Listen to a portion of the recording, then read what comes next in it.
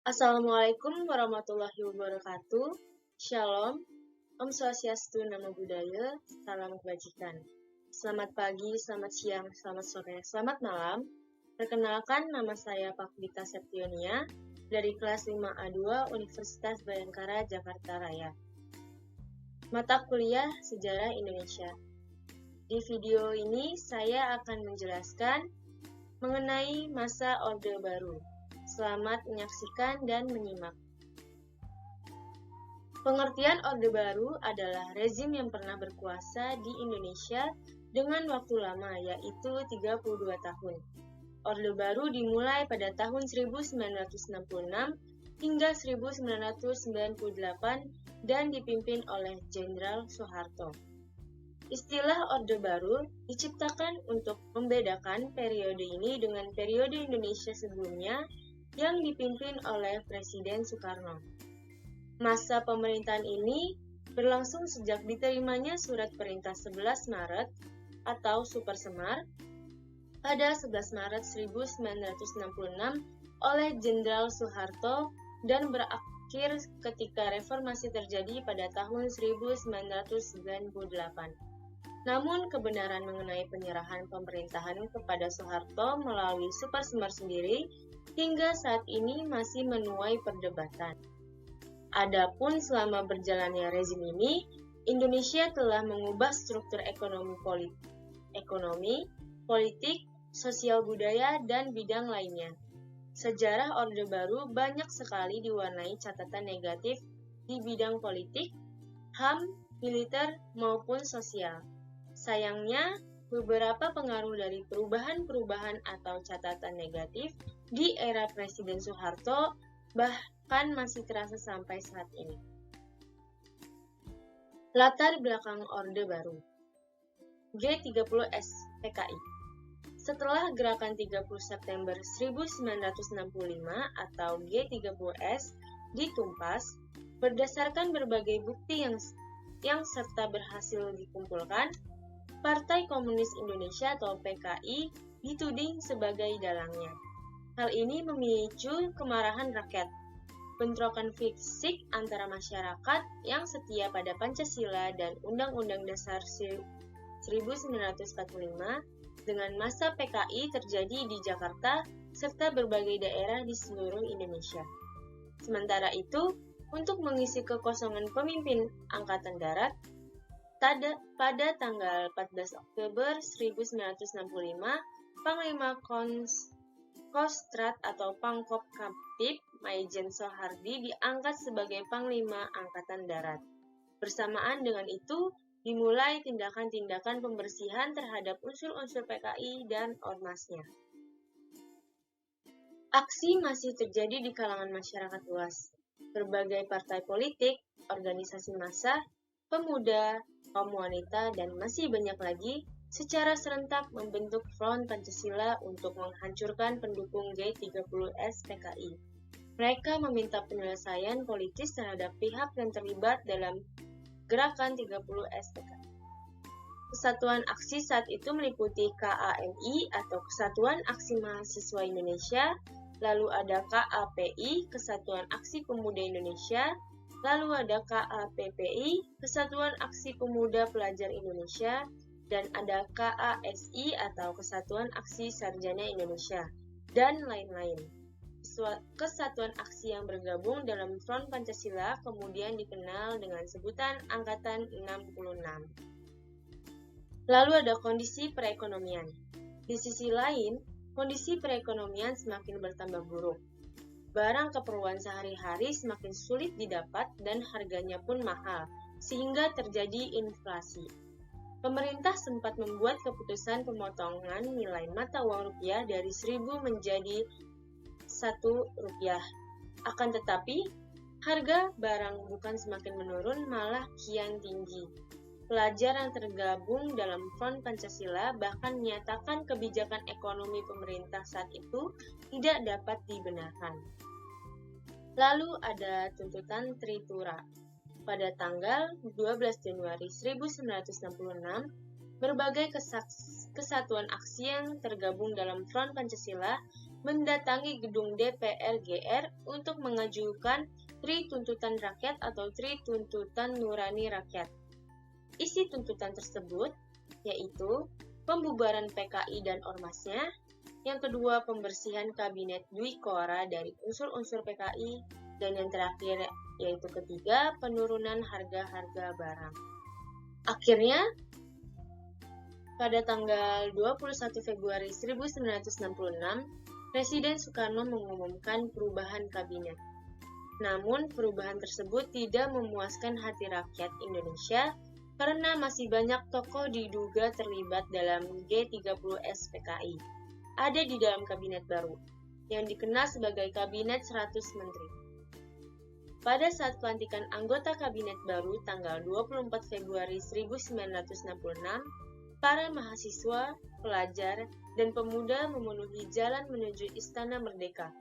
Aksi itu kemudian dihadang oleh pasukan Cakrabirawa hingga akhirnya terjadi pembentrokan antara pasukan Cakrabirawa dan demonstran. Peristiwa ini mengakibatkan seorang mahasiswa Universitas Indonesia, UI, Arif Rahman Hakim gugur. Gugurnya Arif Rahman Hakim ini semakin memberikan semangat juang demonstran untuk menuntut perubahan dan perbaikan taraf hidup bagi bangsa Indonesia. Lalu ada Super Semar. Melihat situasi semakin tak terkendali, Presiden Soekarno akhirnya menyusun surat perintah 11 Maret atau Super Semar untuk Jenderal Soeharto. Isi Super Semar adalah untuk mengendalikan kondisi negara dan mengamankan wibawa pemerintah. Soeharto akhirnya mengatasi keadaan serba tidak menentu dan sulit terkendali. Sehingga Orde Baru pun dimulai. Surat perintah ini digunakan oleh Soeharto untuk memenuhi tuntutan Tritura, seperti membubarkan PKI, menangkap menteri yang diduga terlibat G30S atau Gerakan 30 September, dan membentuk kabinet baru, lalu ada menjalankan pemerintah. Selanjutnya ada ciri-ciri pemerintahan Orde Baru. Yang pertama, dui fungsi ABRI, yang kedua terbatasnya pilihan politik, yang ketiga pembangunan yang masif, dan yang keempat pemerintahan sentralistik. Yang pertama ada dui fungsi ABRI. Banyak prajurit militer dari berbagai pangkat, jabatan, dan angkatan ikut bekerja dalam pemerintahan, seperti menjabat posisi lurah atau kepala desa. Hal ini dianggap sebagai tanda menguatnya KKN atau korupsi, kolusi, dan nepotisme dalam rezim Orde Baru. Lalu yang kedua ada terbatasnya pilihan politik.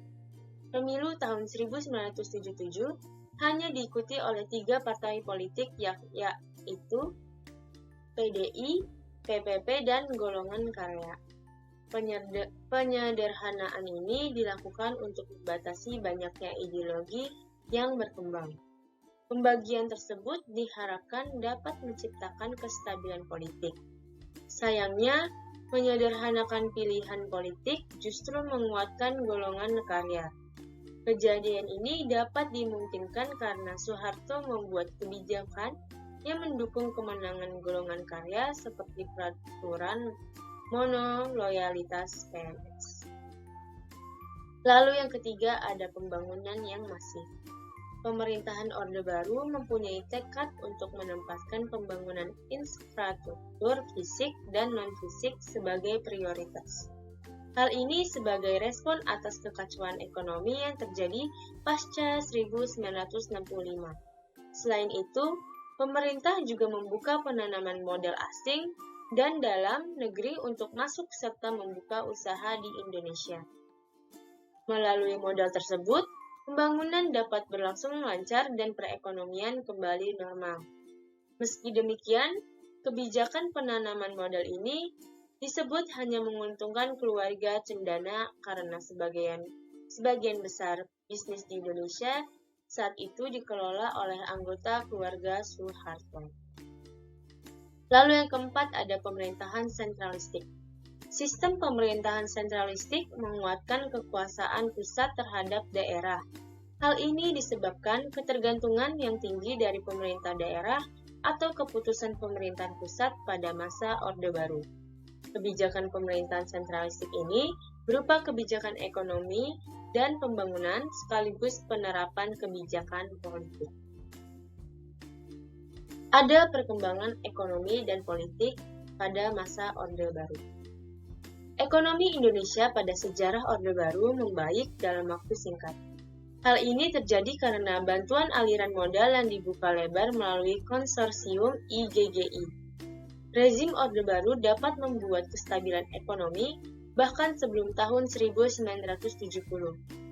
Pembangunan ekonomi nasional Orde Baru dilakukan melalui Repelita. Program Repelita ini didasarkan oleh pemerataan pembangunan, pertumbuhan ekonomi, dan stabilitas nasional. Sementara pada perkembangan politik, masa Orde Baru selama 32 tahun memiliki proses politik sangat dinamis. Pemerintahan berhasil menyelenggarakan 6 kali pemilu pada tahun 1971, 1977, 1982, 1987, 1992, dan 1998. Namun semua proses demokrasi tersebut dimenangkan oleh golongan karya dan Presiden Soeharto untuk menjabat kembali. Hal ini dinilai sebagai pemerintahan mempertahankan kekuasaannya. Lalu, pembahasan yang terakhir adalah runtuhnya Orde Baru. Berakhirnya masa Orde Baru di Indonesia ditandai dengan adanya krisis ekonomi yang melanda sejak tahun 1997. Krisis tersebut membuat nilai tukar rupiah jatuh.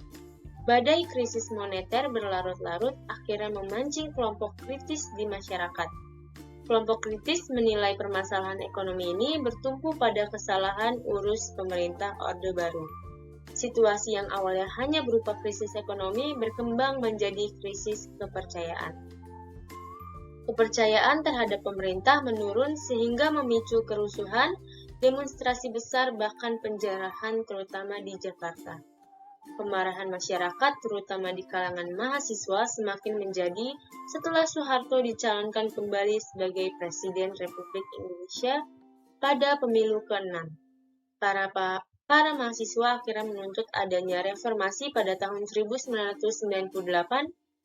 Reformasi ini memiliki beberapa tuntutan penting seperti yang pertama, penghapusan di fungsi ABRI, yang kedua, penurunan maupun pengadilan terhadap Soeharto dan kroni-kroninya, yang ketiga, penghapusan praktik korupsi, kolusi, dan nepotisme, keempat, penegakan supremasi hukum, yang kelima, amandemen Undang-Undang Dasar 1945, dan yang terakhir, keenam, pelaksanaan otonomi daerah seluas-luasnya.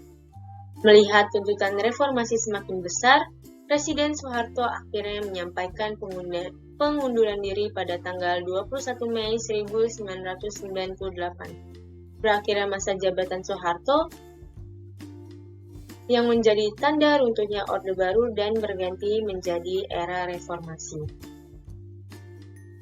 Sekian penjelasan dan pembahasan dari saya. Kurang lebihnya mohon maaf. Terima kasih.